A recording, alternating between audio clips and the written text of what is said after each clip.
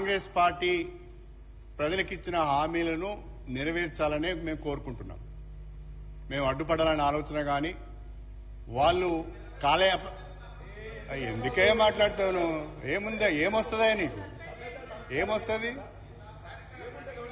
ఏంటి సార్ అది? నువ్వు ఫస్ట్ మొదటిసారి అసెంబ్లీకి వచ్చారు, నేర్చుకోండి. ఎందుకు తొందరపడుతున్నారు? అక్కడ మాట్లాడు నాతో మాట్లాడు. అధ్యక్ష, కాంగ్రెస్ పార్టీ ప్రజలకు ఇచ్చిన హామీలను నెరవేర్చాలనే మేము కోరుకుంటున్నాం. దానికి కావలసిన మా సహకారం కూడా ఉంటుంది. కాలయాపన చేసి ప్రజలను మోసం చేయొద్దు అనేది మా అభిప్రాయం తప్ప వేరొకటి కాదు. అధ్యక్ష మీరు ఏం చెప్పింది అధ్యక్ష? డిసెంబర్ 9న రైతు రుణమాఫీమైన సంతకం చేస్తామని మీరు చెప్పలేదు అధ్యక్ష. 100 రోజులలో హామీలను నెరవేరుస్తామని మీరు చెప్పలేదు అధ్యక్ష. అది మేము చెప్పితే అది మేము మళ్ళీ రిపీట్ చేసి రిమైండ్ చేస్తే మా మీద విరుచుకబడితే లాభం ఉంది. శ్రీధర్ బాబు గారు మీరు చెప్పిందే కదా, మేము చెప్పిన మాట కాదు కదా ఇది. కాబట్టి చెప్పిన మాటకు కట్టుబడి లేరు, నిలబెట్టుకోలేదని మేము రిమైండ్ చేసి ప్రజల పక్షాన రిమైండ్ చేసే ప్రయత్నం చేస్తున్నాం. అధ్యక్ష, ఈ 6 హామీలకు నేను ప్రాథమిక అంచనా వేస్తే, ఈ 6 గ్యారంటీలకు ప్రాథమిక అంచనా వేస్తే 1,36,000 కోట్లు అవుతుంది శ్రీధర్ బాబు గారు. సంవత్సరానికి 1,36,000 కోట్ల రూపాయలు అవుతున్నాయి. ఆ 1,36,000 కోట్లు 6 గ్యారంటీలకే. ఇంకా అందులో రైతు రుణమాఫీ లేదు, అందులో డిక్లరేషన్స్ లేవు, అందులో డాక్టర్ బిఆర్ అంబేద్కర్ అభయహస్తం లేదు, యువ వికాసం లేదు, అన్ని ఇంకా చాలా ఉన్నాయి. అవి కాకనే ఈ 6 గ్యారంటీలకు 13 హామీలకు 1,36,000 కోట్లు కావాలి. అధ్యక్ష ఒకటే చిన్న ఎగ్జాంపుల్ చెప్తా మీకు, ఇవన్నీ వద్దిగా ఒకటే ఎగ్జాంపుల్ చెప్తా. అధ్యక్ష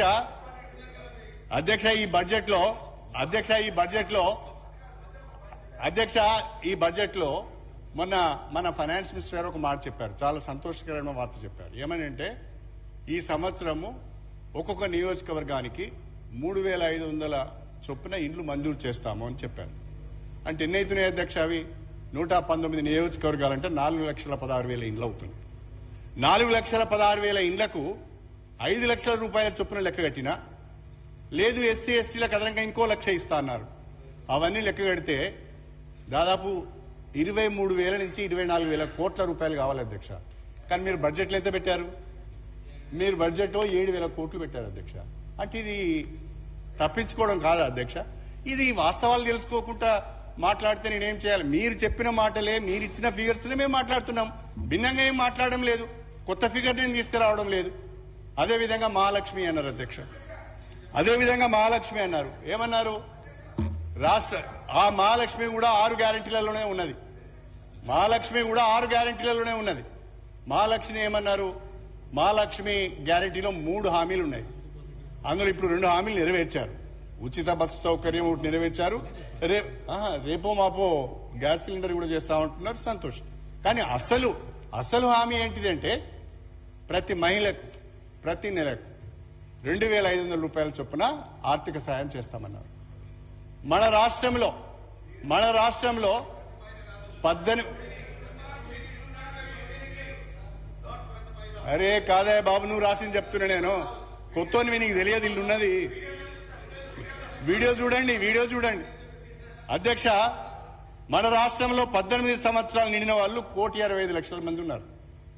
పోనీ ప్రతి మహిళకి ఇవ్వడానుకున్న శ్రీధర్ బాబు గారు, మన రాష్ట్రంలో 90,000 వైట్ రేషన్ కార్డ్స్ ఉన్నాయి. 90 లక్షల వైట్ రేషన్ కార్డ్స్ ఉన్నాయి. మీరు ఒక్క రేషన్ కార్డుకు ఒకరికి ఇచ్చిన 90 లక్షల మందికి నెలకు 2,500 చొప్పున ఇచ్చిన ఎన్ని డబ్బులు కావాలి? 20,000 కావాలి. దీంట్లో ప్రావిజనే లేదు. 20,000 కోట్లు కావాలి, దీంట్లో ప్రావిజనే లేదు. నేను అడిగేది, 6 గ్యారంటీలను చాలా ఆర్భాటంగా, చాలా అద్భుతంగా ప్రజల్లోకి మీరు తీసుకువెళ్లారు. ఒక మాటలో చెప్పాలంటే ఆ 6 గ్యారంటీలు మిమ్మల్ని గెలిపించినాయి. ప్రజలు నమ్మారు మిమ్మల్ని. ప్రజలు నమ్మి మీకు ఓట్లేశారు. ప్రజలు నమ్మి ఓట్లేసి అధికారంలోకి వచ్చిన తర్వాత ప్రజల నెత్తిన భస్మాసురాస్త్రం పెడుతున్నారు. ప్రజలకు మొండి చేయి చూపించే ప్రయత్నం చేస్తున్నారు. అది మాత్రమే మీకు చెప్పే ప్రయత్నం చేస్తున్నాం మేము. అధ్యక్ష ఇందిరమ్మ ఇండ్లు మహాలక్ష్మే కాకుండా ఇవాళ చేయూత కార్యక్రమం ఉన్నది అధ్యక్ష. నాకు తెలిసి